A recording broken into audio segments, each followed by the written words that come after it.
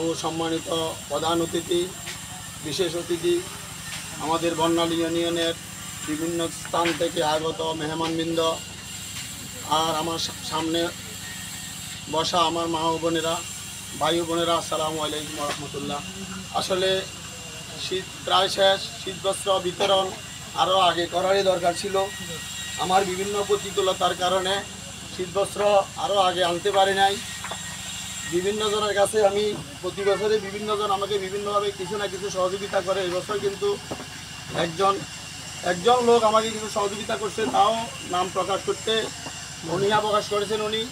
আর আমি আমার শ্বশুরবাড়ির থেকে কিছু টাকা সংগ্রহ করি। আমি আমার বাকি টাকা সংগ্রহ করতে কিছু দেরি হওয়ার কারণে শীতবস্ত্র বিতরণ করতে আমার অনেক দেরি হয়ে গেছে। এই জন্য সবাই আমাকে ক্ষমা করে দিবেন। আসলে যদিও শীতের শেষ সময়ে শীতবস্ত্রটা বিতরণ করা হইতেছে, আর আমি শীতের দিন আসলে আমার নিজেরই ঘুম হারাম হয়ে যায় যে কিভাবে আমি আমার এই এলাকায় কিছু লোকের মধ্যে শীতবস্ত্র বিতরণ করার জন্য আমি খুব ব্যস্ততার মধ্যেই পড়ে যাই। এর মধ্যেও আমি এই আজকের কম্বল সহ 299টি কম্বল আমার মাধ্যমে বিতরণ করা হবে।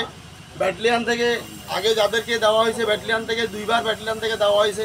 সরকারি 21টি কম্বল পাইছি আমি, ওই 21টি কম্বলও দেওয়া হয়েছে। এমনকি জামাত ইসলামের মাধ্যমে 40টি কম্বল বিতরণ করা হয়েছে। স্বেচ্ছাসেবক শ্রমিক কল্যাণ ফেডারেশন, ওনাদের মাধ্যমে প্রায় 20-25টি কম্বল বিতরণ করা হয়েছে, চাদর বিতরণ করা হয়েছে।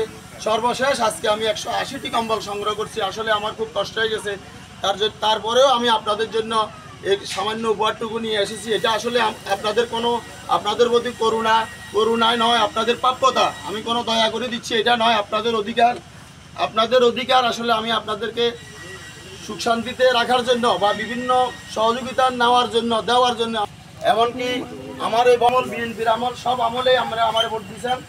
আপনাদের ভোট পাইয়া দল মত নির্বিশেষে অনেক ঝামেলা আমার উপরে গেছে, এরপরেও আপনাদের ভোটে আমি আজ পর্যন্ত দাঁড়াই আছি। এমনকি আপনাদের দোয়ায় আমি ভবিষ্যতেও আশা করি যে আপনারা আমার সাথে থাকবেন, আমি আপনাদের সাথে থাকব।